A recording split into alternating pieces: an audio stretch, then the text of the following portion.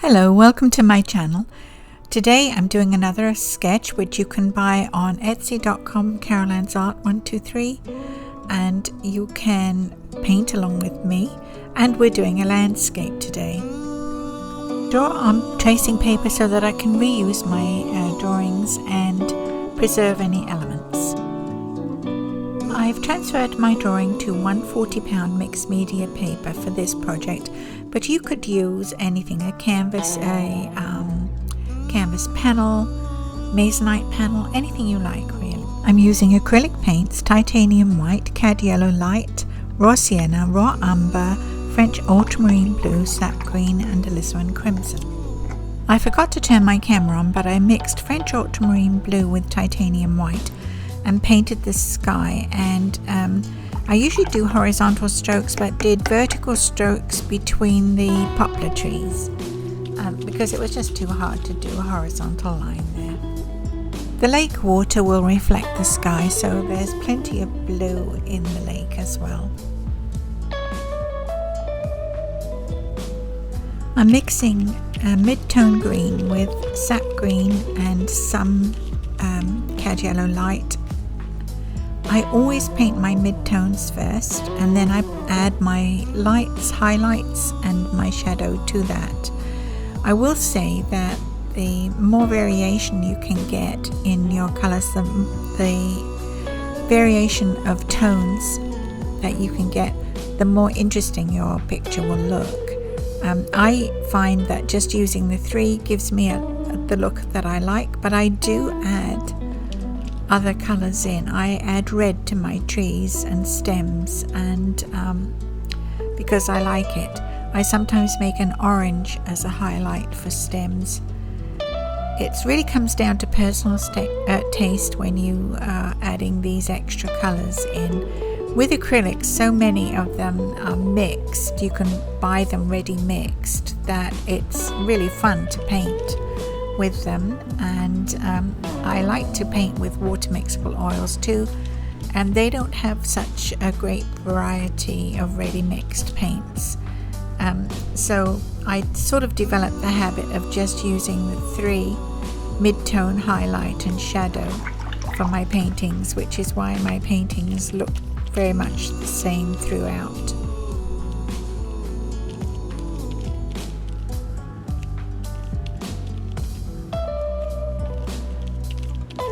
I've added some raw umber to the mixture, which has greyed it down rather, and I'm going to use that for the trunks of my trees. But I will add other colours, raw sienna, alizarin crimson, whatever comes to mind, sometimes a little green. I like to get a lot of variation in my tree trunks. It makes them look a little more substantial, I guess.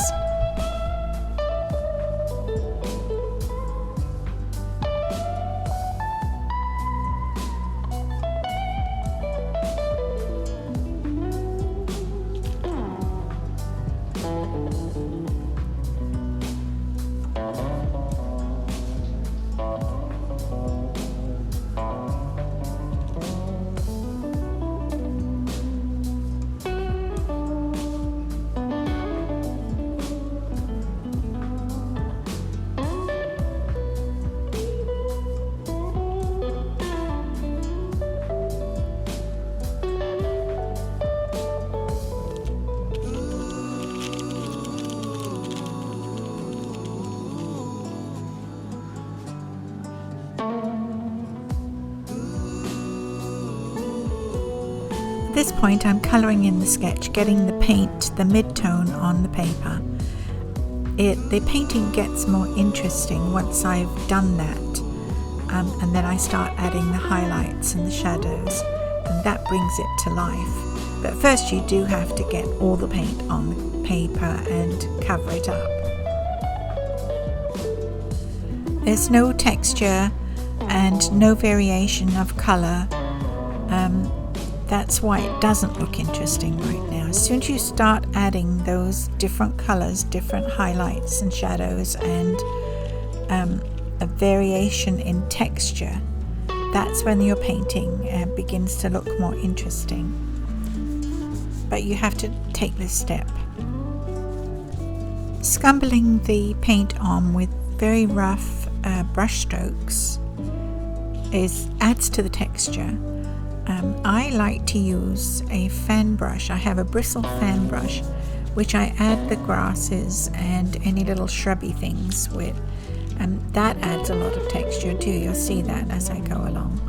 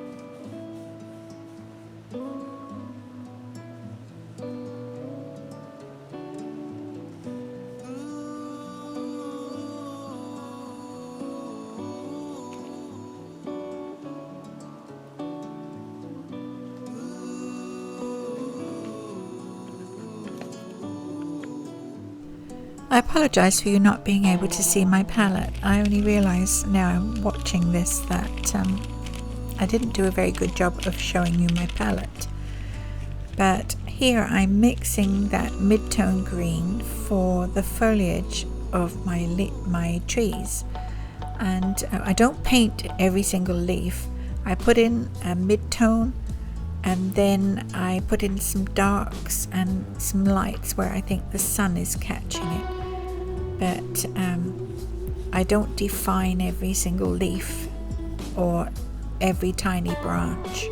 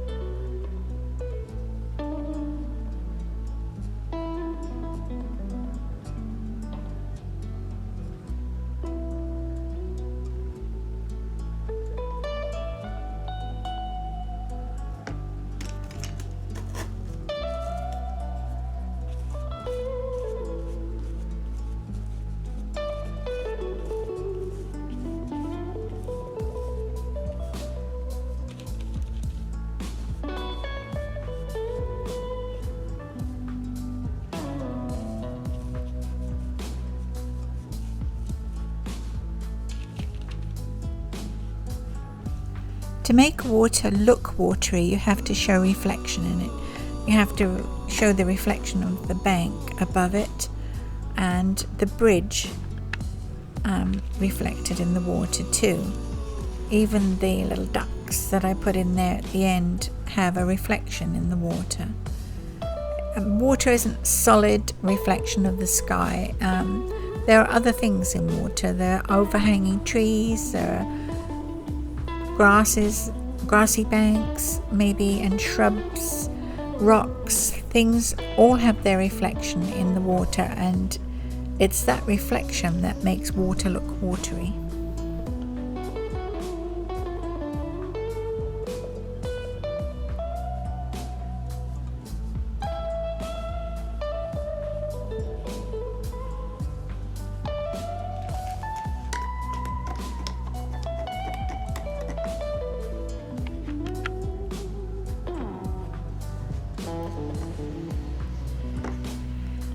Here's my trusty fan brush, bristle fan brush. I've had it for years and years, and I'm going to use it to put in the grasses and the rough bits of vegetation, and I'll turn it on its edge and use it to put in shrubby bits too.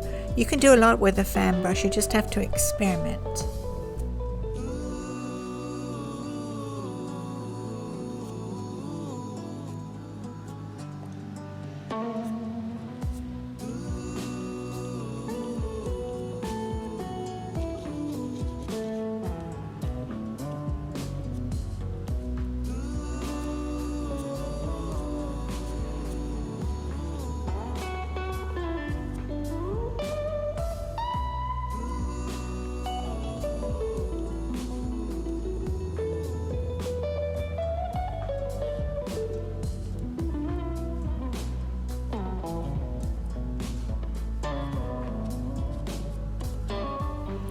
One of my teachers told me you're not a real artist until you're covered in paint, so don't be afraid to get your fingers dirty. I use my fingers in painting all the time.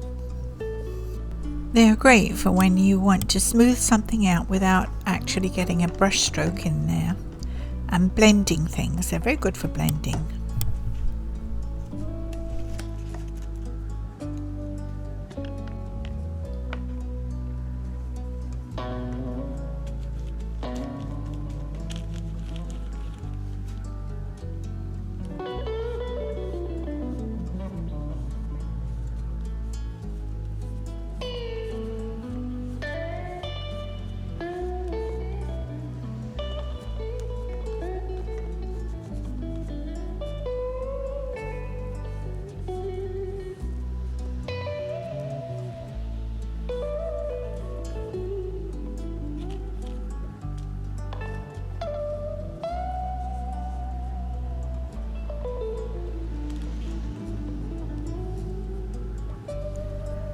I'm putting in my highlights and shadows. I'm using all the same paints on my palette.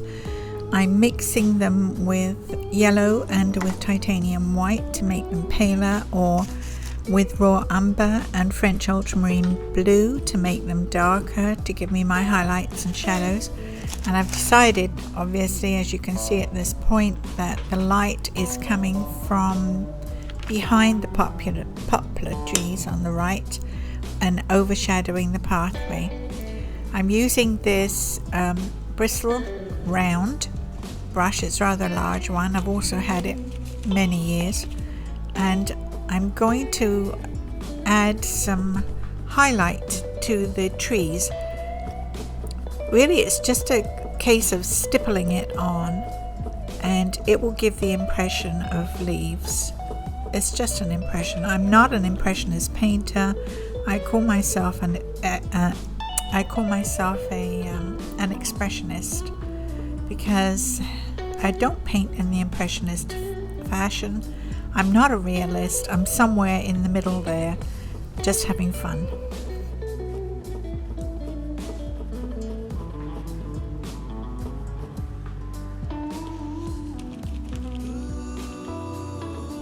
I don't always get my trees right the first time around.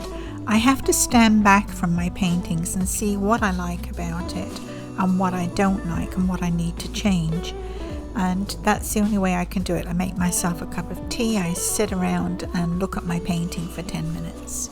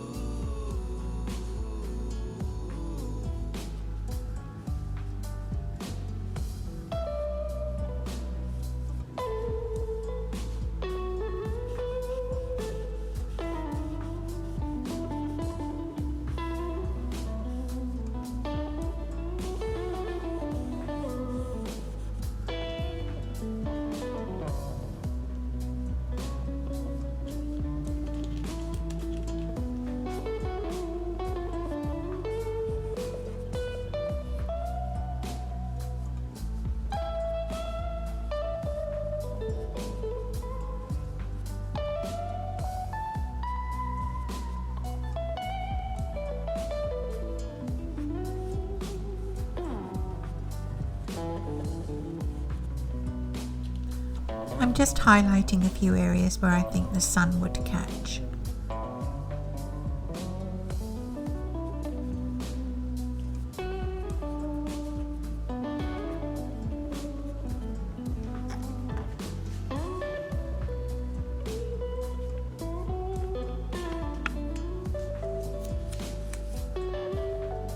I'm using masking tape so I can straighten some of the edges where the paint's gone a bit wobbly.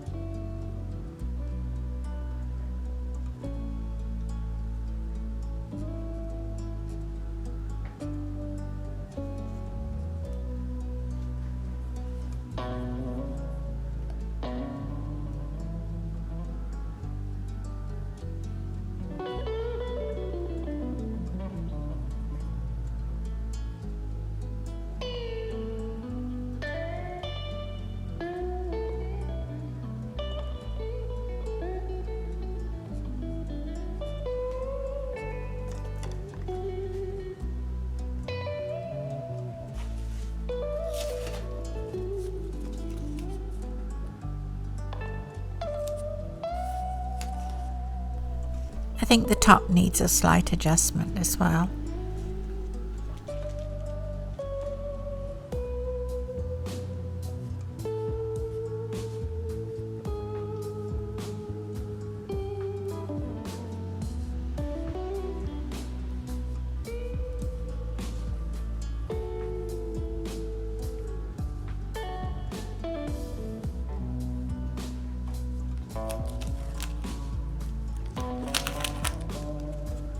To my eye, that looks much better.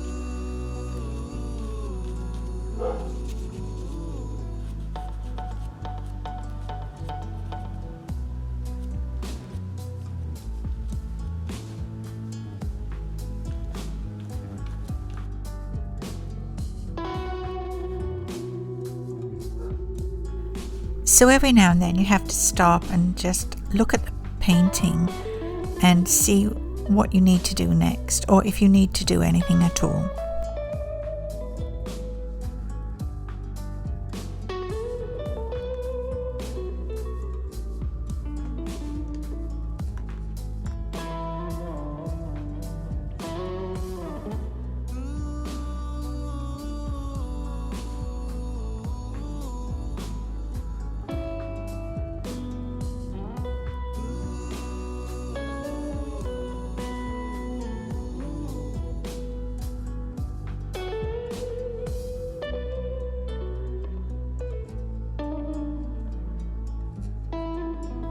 I've lightened the opposite bank. I think that looks better.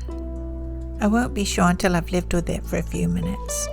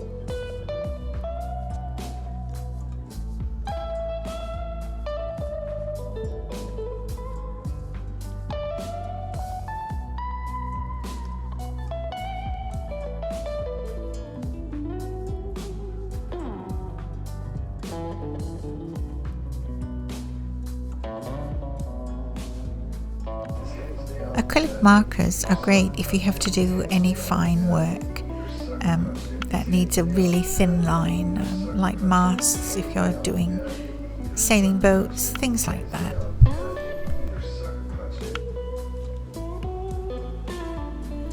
I didn't like my ducks, so I'm going to paint those out. They're just too big, and so I Google image ducks, and I think I have a better idea of what ducks look like, and I'm going to paint these out, wait till the paint dries, and then I'm going to put in different ducks. I think the little duck on the right is about the right size, so I'm going to do 2 of those under the bridge.